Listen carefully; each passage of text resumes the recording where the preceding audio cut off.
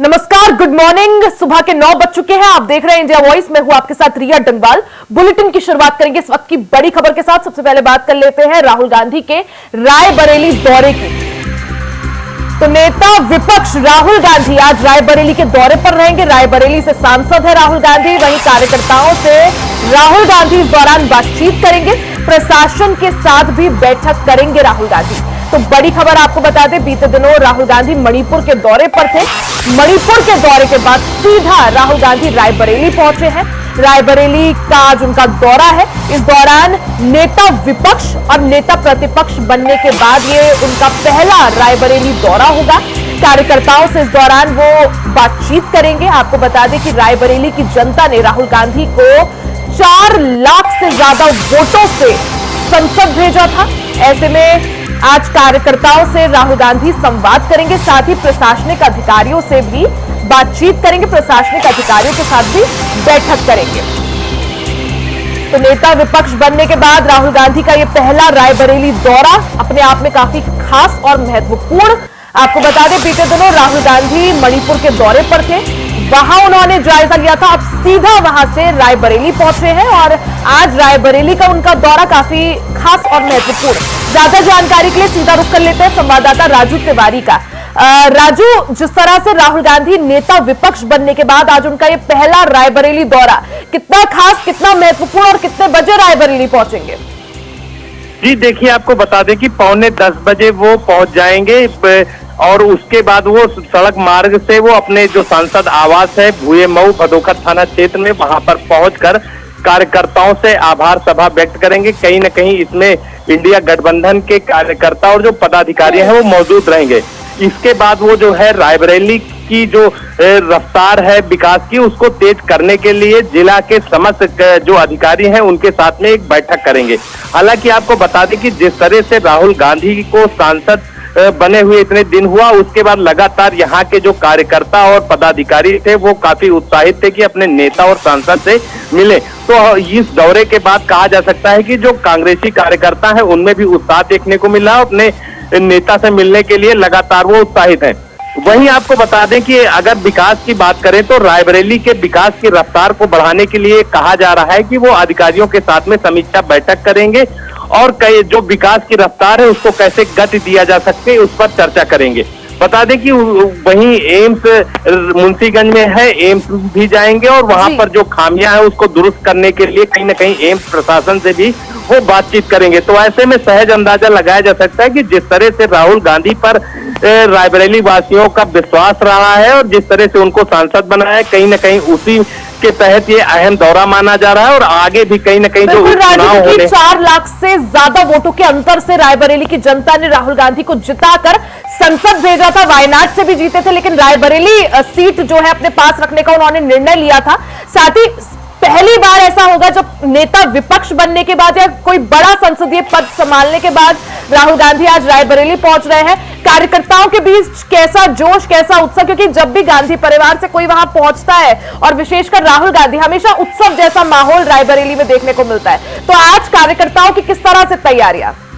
जी बिल्कुल बता देंगे। तैयारियों की बात करें तो तैयारियां यहाँ के जो कार्यकर्ता और पदाधिकारी हैं वो लगातार उत्सव जैसा माहौल मना रहे हैं, क्योंकि पूरे रास्तों में होल्डिंग से पाट दी गई है और रास्तों में होल्डिंग लगाई गई है। अपने नेता के साथ में अपनी अपनी होल्डिंग लगाने की होड़ चल रही है और लगातार लोगों के द्वारा, जो नेता हैं, जो पदाधिकारी हैं, जो कांग्रेस के चहेते हैं, उनके द्वारा होल्डिंग लगाई जा रही है और वो कहीं न कहीं ये जश्न मना रहे हैं कि उनके नेता रायबरेली आ रहे हैं। तो ऐसे में साफ तौर से ये भी आपको बता दें कि रायबरेली हमेशा से ही कांग्रेस का गढ़ रहा है।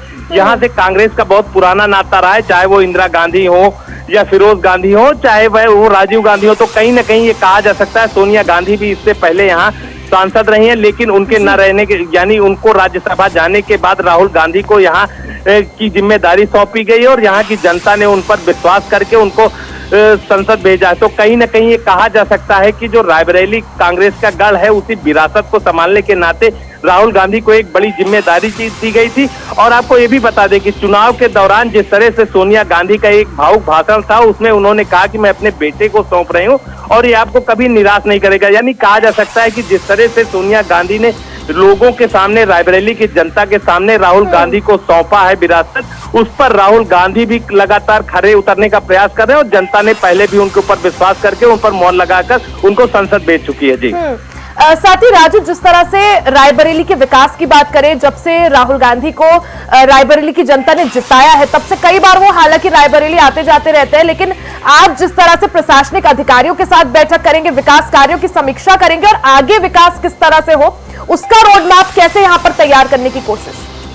जी देखिए, बता दें कि साफ तौर से कांग्रेस की जो विकास गति रही है रायबरेली में हमेशा से ही वो तेज रही है। बता दें कि चाहे रेल कोच कारखाना हो या एम्स हो और जो भी विकास कार्य हैं वो लगातार रायबरेली में किए गए हैं कांग्रेस के द्वारा, और उसी के तहत ये कहीं न कहीं रायबरेली में जो राहुल का दौरा है वो माना जा रहा है। चाहे वो अन्य जो भी विकास हो, सड़क के, रास्ते के, जो भी समस्या होंगी पदाधिकारियों को और कार्यकर्ताओं को, कहीं न कहीं वो पूरी तरह से तैयारियां कर ली गई हैं और उस पर गहन चर्चा होगी और जो समस्याएं आ रही होंगी कहीं न कहीं उस पर अधिकारियों के साथ में बैठक करके विकास की गति को रफ्तार देने का काम करेंगे। और इसी तरह से जनता जो चाह रही है, क्योंकि हमेशा से ही कांग्रेस पर जो विश्वास रखती है रायबरेली की जनता, वो इसी नाते रखती है कि जो रायबरेली का विकास है, रायबरेली के विकास कार्य है, वो हमेशा से एक मायने रहे हैं। उसी मायने को आगे बढ़ाने के लिए राहुल गांधी आज दौरा कर रहे हैं और वो विकास की रफ्तार बिल्कुल, यानी विकास की रफ्तार को और गति दी जा सके, इसके लिए ये दौरा आज का काफी महत्वपूर्ण। लेकिन राजू, जब भी राहुल गांधी आजकल कहीं भी पहुंचते हैं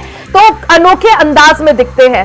इससे पहले भी एक बार हालांकि रायबरेली पहुंचे तो एक नाई की दुकान में चले गए थे, वहां बातचीत की थी, जनता के बीच पहुंचे थे, हालचाल जाना था, क्या दुख तकलीफ है ये जानी थी। क्या आज भी ऐसी कुछ अनोखी तस्वीरें सामने आ सकती है?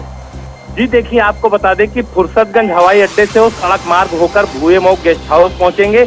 हालांकि आपको बता दें कांग्रेस का जो रायबरेली का रिश्ता रहा है वो हमेशा से ही अलग नाता रहा है, चूंकि आपको बता दें चुनाव के दौरान भी प्रियंका गांधी को देखा गया कि वो लोगों के बेडरूम तक गई और लोगों से दुख दर्द बांटी हैं और लोगों से मिली हैं। इससे पहले भी ये कहा जाता है कि राजीव गांधी भी जब प्रधानमंत्री रहे हो या जब भी वो सांसद रहे हो, वो लगातार लोगों के घर जाते थे, मिलते जुलते रहते थे और सुख दुख में सहभाग करते थे। तो ऐसे में वही तस्वीरें फिर से राहुल गांधी के निकलकर सामने आ रही हैं कि वो लोगों के बीच में जाने का प्रयास कर रहे हैं और घुलने मिलने का भी प्रयास कर रहे हैं। हालांकि आपको बता दें कि नेता विपक्ष बनने के बाद ये पहला दौरा है राहुल गांधी का। बिल्कुल राजू, यानी नेता विपक्ष बनने के बाद आज पहली बार राहुल गांधी मणिपुर के बाद सीधा जो है रायबरेली पहुंच रहे हैं, अपने संसदीय क्षेत्र पहुंच रहे हैं।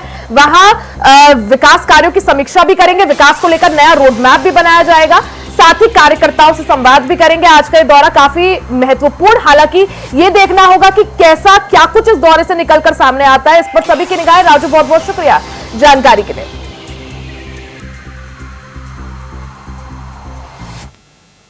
वहीं राहुल गांधी के मणिपुर दौरे को लेकर सियासत उफान मार रही है। राहुल गांधी ने जहां एक तरफ मणिपुर पहुंचकर पीड़ितों से मुलाकात की तो दूसरी तरफ बीजेपी उनके दौरे पर कटाक्ष कर रही है। इतना ही नहीं, वहीं दूसरी तरफ उपचुनाव की भी रणभेरी बज चुकी है। 7 राज्यों की 13 सीटों पर होने जा रहे उपचुनाव को लेकर भी सियासत पूरी तरह से गरमाई हुई है। सुनिए कैसे हो रहा है वार और पलटवार।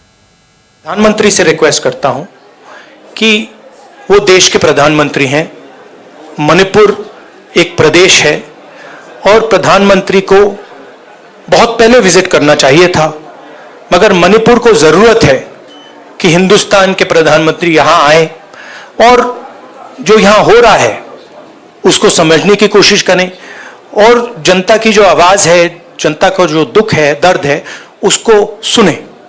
इससे बहुत फायदा होगा, मणिपुर की जनता में कॉन्फिडेंस आएगी। तो मेरी रिक्वेस्ट है कि प्रधानमंत्री को यहां आना चाहिए। मणिपुर के लोग भी चाहते हैं, शायद पूरा देश चाहता है कि प्रधानमंत्री यहां आकर जनता की बात सुने। मणिपुर की स्थिति सामान्य करने के लिए सरकार निरंतर प्रयासरत है। वहां जो कुछ भी घटनाएं घटी, 11,000 से ज्यादा एफआईआर की गई है। मणिपुर छोटा सा राज्य है, 11,000 एफआईआर की गई है। 500 से ज्यादा लोग अरेस्ट हुए। गवर्नमेंट ये चाहती है कि हमारे आदमी को न्याय मिले, दलितों को न्याय मिले, तो और उनका हाथ नहीं है स्टेट गवर्नमेंट का, वो कहते हैं कि हमारा हाथ नहीं है, तो फिर आपको ये मामला सीबीआई को तुरंत रेफर करना चाहिए। इस बात की प्रसन्नता है कि जिस प्रकार से अमरवाड़ा में रिजल्ट दिखाई दे रहा है, जनता काम कर रही है, हमारे कार्यकर्ता घर घर जा रहे हैं और जो रिस्पांस आ रहा है निश्चित रूप से छिंदवाड़ा का जैसा लोकसभा चुनाव जीते थे उसी प्रकार से अमरवाड़ा चुनाव भी जीतेंगे। अगर एक व्यक्ति को 7 बजे 6-7 लोग आकर धारदार हथियार से मार देते हैं और उस पर कोई जवाबदेही नहीं है। इससे पहले 65 दलितों की हत्या हो गई थी कलकुरुच्ची में। अब मायावती जी ने सीबीआई प्रोब की मांग भी की है। अगर छिपाने वाली कोई बात नहीं है तो सीबीआई की प्रोब क्यों नहीं करवाते?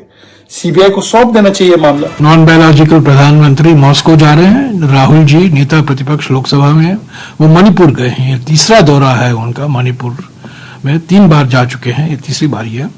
और ये दिखाता है, और ये पिछले 17 महीने में प्रधानमंत्री ने मणिपुर के बारे में कुछ कहा ही नहीं, मणिपुर के मुख्यमंत्री से नहीं मिला। राहुल गांधी इसका राजनीतिकरण करते हैं, वहां मलहम लगाने की जरूरत है।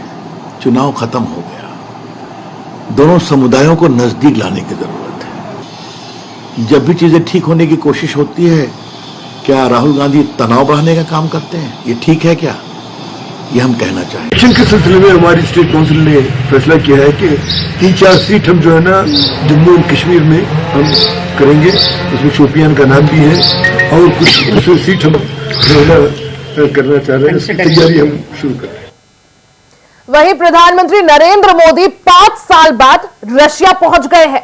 मॉस्को में वनुकोवो 2 इंटरनेशनल एयरपोर्ट पर उनका भव्य स्वागत गार्ड ऑफ ऑनर के साथ किया गया। इस दौरान रूसी सेना ने भारतीय राष्ट्रगान की धुन बजाई।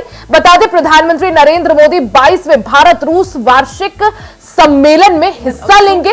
ये पहला मौका होगा जब प्रधानमंत्री नरेंद्र मोदी यूक्रेन जंग के बाद रूस का दौरा कर रहे हैं। इससे पहले वो 2019 में रूस गए थे। मोदी और व्लादिमीर पुतिन की आखिरी मुलाकात 2022 में उज्बेकिस्तान की राजधानी समरकंद में एससीओ समिट के दौरान हुई थी। पुतिन 2023 में भारत में हुए G20 सम्मेलन के लिए नहीं आए थे। हम आपको 4 तस्वीरें दिखा रहे हैं, 4 तस्वीरें आपकी टीवी स्क्रीन पर। पहली तस्वीर जिसमें प्रधानमंत्री रूस पहुंचे हैं, दूसरी में प्रधानमंत्री नरेंद्र मोदी को किस तरह से रशिया में उनका भव्य स्वागत किया गया, उन्हें गार्ड ऑफ ऑनर दिया गया। तीसरी तस्वीर प्रधानमंत्री नरेंद्र मोदी के स्वागत में हिंदी गानों पर डांस हो रहा है। आप देख सकते हैं भारत की संस्कृति की झलक रशिया में हिंदी गानों और हिंदी गानों के साथ जो है प्रधानमंत्री नरेंद्र मोदी का स्वागत। चौथी तस्वीर आप देख सकते हैं मॉस्को के एक होटल की है जहां प्रधानमंत्री रुके, वहां पीएम के स्वागत में भजन हो रहे थे। तो 4 तस्वीरें आपकी टीवी स्क्रीन में, किस तरह से पीएम मोदी का ये रशिया का दौरा काफी ज्यादा खास और महत्वपूर्ण। प्रधानमंत्री नरेंद्र मोदी यूक्रेन जंग के बीच जो है रशिया पहुंचे हुए हैं। पीएम को गार्ड ऑफ ऑनर देकर उनका भव्य स्वागत किया गया। रूसी सेना ने राष्ट्रगान की धुन भी बजाई। साथ ही इंडियन कल्चर और भारतीय संस्कृति की झलक आपको रशिया में जरूर देखने को मिलेगी।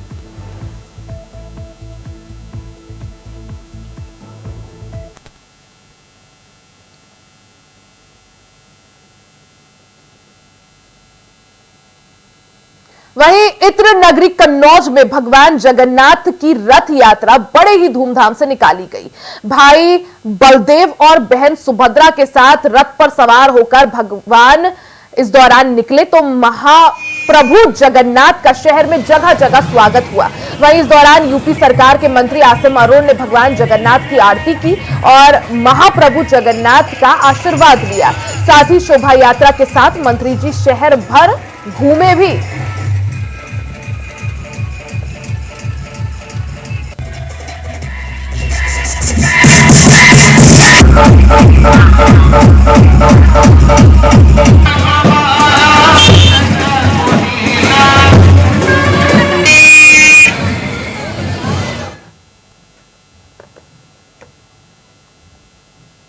हरिद्वार के रोशनाबाद में सूखी नदी के किनारे बसे नवोदय नगर के कई परिवार इस बरसाती सीजन में खतरे की जद में है।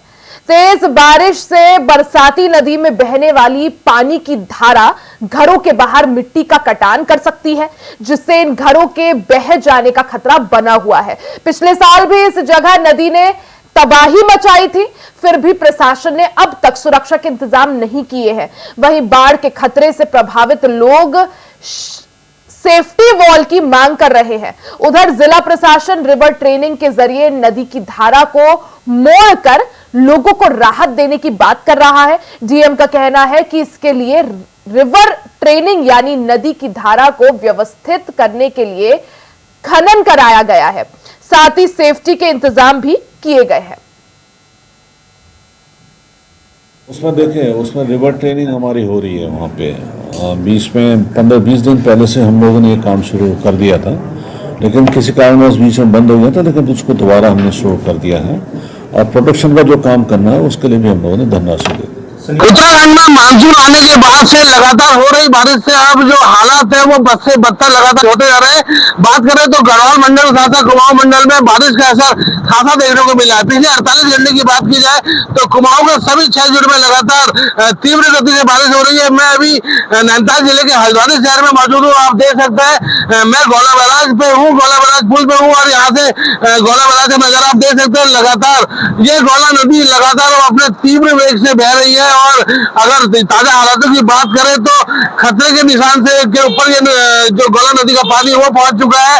37,000 क्यूसेक पानी गोला बैराज से छोड़ा गया है और गोला बैराज के जो 5 के जो क्षेत्र है, लालपुआ की बात की जाए, बिंदुखत्ता की बात की जाए, शांतिपुरी की बात की जाए तो वहां पर लगातार जो जल भरा हुआ है गोला नदी के चलते वो लगातार बढ़ता जा रहा है। और गोला नदी के आसपास के जो क्षेत्र है जहाँ पर लोगों को यहाँ पर पहले ही एहतियात के तौर पर प्रशासन ने हटने के निर्देश दे दिए थे और एहतियात बरतने के निर्देश दिए थे, वहां से लोगों को अब लगातार प्रशासन के द्वारा हटाया जा रहा है। गोला नदी के पास की अगर बात करें तो यहाँ पर कलसिया नाला की बात की जाए, रकेशिया नाला की बात की जाए तो लगातार तीव्र वेग से पानी आने के कारण लोगों को यहाँ पर खतरा बन चुका है। उसको लेकर के एहतियात के तौर पर लगातार लोगों को यहाँ से हटने के निर्देश दिए जा रहा है। आप देख सकते हैं लगातार पानी का वेग बढ़ता जा रहा है। गोला नदी का लगातार ये बारिश का असर है जो 48 घंटे से लगातार हो रही है। इस बारिश की वजह से गोला नदी में लगातार पानी जो है अपनी तीव्र वेग से लगातार गोला नदी में प्रवेश कर चुका है और गोला नदी अपने भयावह रूप में आती जा रही है, जिसको देख करके लोगों में लगातार डर बना हुआ है। प्रशासन की ओर से लगातार ये निर्देश दिए जा रहे हैं कि लोगों को जो अति आवश्यक कार्य जब तक ना हो तब तक अपने घरों से ना निकले, लेकिन लोग लगातार अपने घरों से निकल रहे हैं कार्य होने के कारण, तो लोगों को भी दिक्कतें हो रही है। बच्चा मेरे साथ मौजूद है। बेटा, बारिश बहुत ज्यादा हो रही है, दिक्कत हो रही है, स्कूल में छुट्टी है? यस अंकल, बहुत दिन से 4 दिन से बारिश हो रही है, इसलिए स्कूलों की ऑफिसों की छुट्टी हो गई है। इसलिए कई दिन से बहुत तेज बारिश के चक्कर में हम घूमने नहीं आ पा रहे हैं और इसलिए हालात में सब लोग बहुत बड़े परेशान हो रहे हैं। प्रशासन ने कहा है घर पे रहो, फिर आप निकल क्यों रहे हो बाहर? हम कई दिन से घूमने नहीं गए हैं, हमारे बाबा की बहुत तबीयत खराब हो गई थी तो वहाँ पे वो एडमिट हो गए थे, उन्हें सांस नहीं आ रही थी। तो आप देख सकते हैं जो लोग हैं वो भी खासा परेशान है। जो चिकित्सा सुविधा है इस बारिश के दौरान वो भी खासी बाधित हुई है, लोग परेशानी में। मैम ये बताइए, लगातार बारिश हो रही है, 48 घंटे हो चुके हैं, कैसा माहौल देख रहे हैं गोला नदी में? आप अभी यहाँ पर देखना है बारिश की वजह से बहुत ज्यादा परेशानी हो रही है। डेली नीड्स की चीजों के लिए भी, सब्जी वगैरह के लिए बहुत परेशानी हो रही है। इंसान को सब सामान चाहिए तो ऐसी भयंकर बारिश में ही निकलना पड़ रहा है जी। तो एहतियात के तौर पर क्या आप लोग कर रहे हैं, किस प्रकार से रहना है? सर, जितना हम सामान ले सकते हैं एडजस्ट करके कर रहे हैं कि थोड़ा यूज करें, हिसाब से करें, यही सब कर रहे हैं। एक युवा मेरे साथ और मौजूद है। भैया बताइए कितनी दिक्कतें हो रही हैं गोला बैराज में? आप घूमने जरूर आए लेकिन यहाँ का पानी का देख कर डर लग रहा होगा। पानी का देख के हम रात आए थे और आने के बाद वापस जा रहे। माहौल ऐसा है, ना दर्शन कर पाए, ना कहीं कुछ बैठ पाए, ना कुछ खा पाए।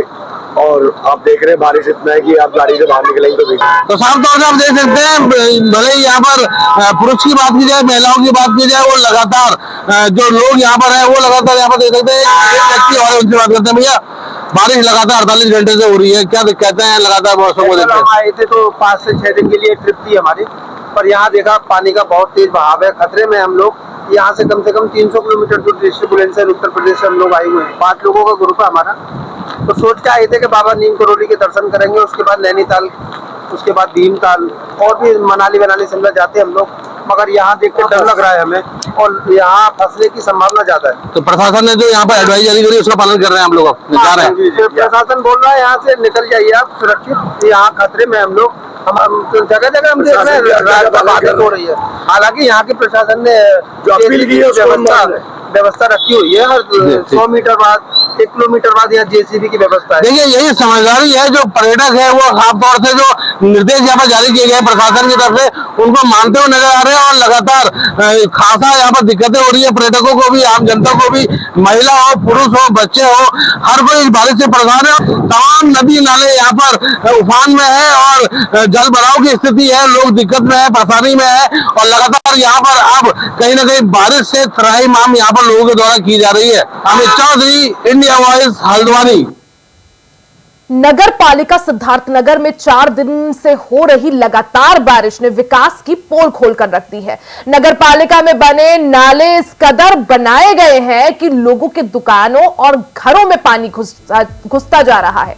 तस्वीरें आप देख सकते हैं किस तरह से वहां पर जल भराव हो गया है। पानी घुसने से लोगों को काफी समस्या का सामना करना पड़ रहा है। जब विकास को लेकर इंडिया वॉइस की टीम ने लोगों के घर जाकर विकास का हाल जाना तो लोगों का कहना है कि कई बार शिकायत करने के बाद भी नदी नाले यहां नहीं बनाए गए। अब इस तरह हो गया है, आलम यह है कि नाली का पानी घरों तक घुस रहा है। जो जरूरी सामान है उनमें पानी भरता जा रहा है। इस समय हम खड़े हैं सिद्धार्थनगर जिले के नौगढ़ तहसील के जो नगर पालिका क्षेत्र में दुलिया गांव पड़ता है। आप देख सकते हैं किस तरह से लगातार 4 दिन से बारिश हो रही है और इस बारिश में लोगों के घरों और दुकानों में पानी भर गया है। आप देख सकते हैं कैमरामैन की जरूरत की उनकी दुकानें दिखाएं किस तरह से दुकान में पानी भरा हुआ है और ये ऐसे में कैसे यहाँ कस्टमर आते होंगे ये तो वही बताएंगे कितनी दिक्कत हो रही है।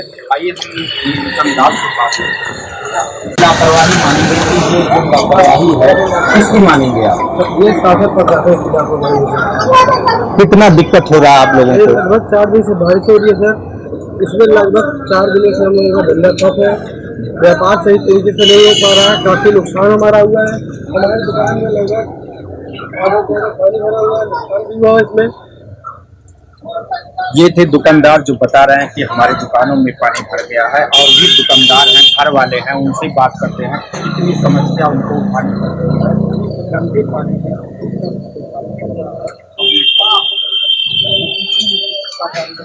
आपके घरों में और आपकी दुकानों में पानी भर गया है। समस्याएं हैं, किसकी मानेंगे गलती, किसकी गलती ये शासन प्रशासन कुछ कर नहीं रहा। कई मरतबा कंप्लेन किया गया, कई मरतबा ऑफिस में डाला गया, मगर कोई कार्रवाई नहीं हो रही है। न सभासद देखने आता है, न चेयरमैन देखने आता है और जब समस्याएं बढ़ जाती है तो एक कोई बुलडोजर भेज देता है। बारिश शुरू होने से पहले ये व्यवस्था की जाती, साफ सफाई की जाती तो ये नौबत नहीं आती। कभी नहीं हुआ है साफ सफाई, तो कभी नहीं होता जल्दी। इस मोहल्ले में साफ सफाई का कोई नाम ही नहीं है। और लोग भी दुकानदार हैं, उनसे बात करेंगे। समस्या आप खुद देख रहे हैं कि पानी 4 दिन से लगा हुआ है, खत्म नहीं हो रहा है।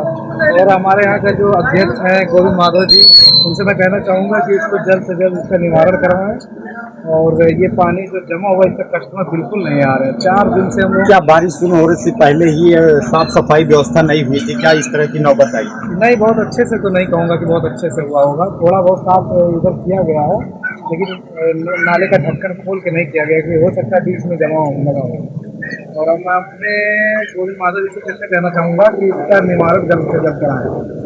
ये भी दुकानदार और यहाँ के निवासी बता रहे हैं कि साफ सफाई व्यवस्था अगर पहले से की गई होती तो ये नौबत नहीं आती। इस तरह से 4 दिनों से लगातार बारिश हो रही है और इस बारिश में लोग परेशान हो रहे हैं। क्या दिक्कत हो रही है इस बारिश में आने से? बारिश बहुत पानी भरा हुआ है, क्या मन के पास जाते क्या मैं काफी डर चार्जी सुन नहीं रहे मेरी बात, क्या मैं गलती नहीं है, चार्जी सुन नहीं रहे मेरी बात। ये थे यहाँ के निवासी और दुकानदार जो बता रहे हैं कि भारी समस्या का सामना करना पड़ रहा है। दुकानों में पानी घुस गया और घरों में पानी घुस गया जो लगातार 4 दिनों से बारिश हो रही है। सिद्धार्थनगर से राकेश यादव, इंडिया वॉइस। इसी के साथ इस बुलेटिन में फिलहाल के लिए सिर्फ इतना ही। खबरों का सिलसिला जारी रहेगा, बने रहे हमारे साथ।